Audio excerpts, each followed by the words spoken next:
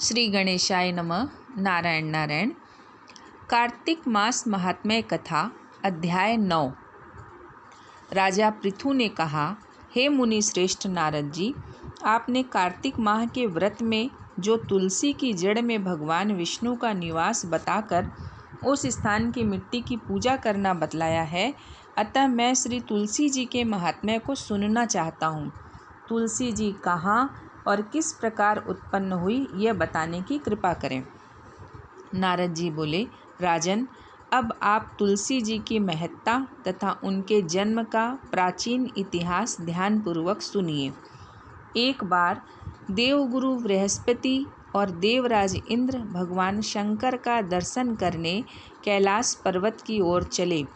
तब भगवान शंकर ने अपने भक्तों की परीक्षा लेने के लिए जटाधारी दिगंबर का रूप धारण कर उन दोनों के मार्ग में अवरोध उत्पन्न किया। यद्यपि वह तेजस्वी, शांत, लंबी भुजा और चौड़ी छाती वाले गौर वर्ण अपने विशाल नेत्रों से युक्त तथा सिर पर जटा धारण किए वैसे ही बैठे थे, तथापि उन भगवान शंकर को न पहचान कर इंद्र ने उनसे उनका नाम व धाम आदि पूछते हुए कहा कि क्या भगवान शंकर अपने स्थान पर हैं या कहीं गए हुए हैं।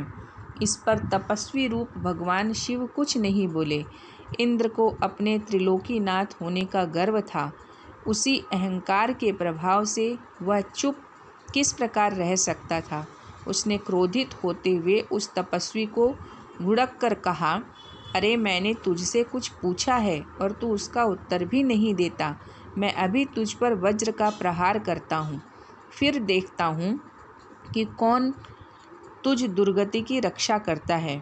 इस प्रकार कहकर जैसे ही इंद्र ने उस जटाधारी दिगंबर को मारने के लिए हाथ में वज्र लिया, वैसे ही भगवान शिव ने वज्र सहित इंद्र का हाथ स्तंभित कर दिया और विकराल नेत्र कर उसे देखा।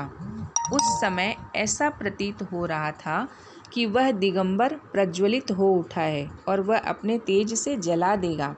भुजाएं स्तंभित होने के कारण इंद्र दुखित होने के साथ साथ अत्यंत कुपित भी हो गया।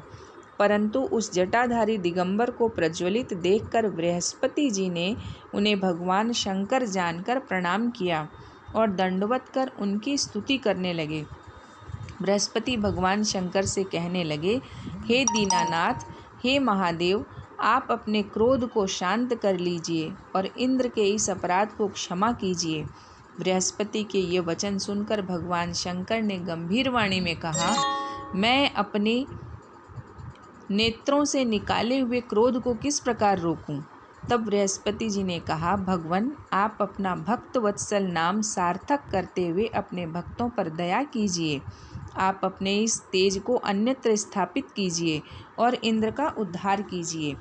तब भगवान शंकर गुरु बृहस्पति से बोले, मैं तुम्हारी स्तुति से अत्यंत प्रसन्न हूँ। तुमने इंद्र को जीवन दान दिलवाया है।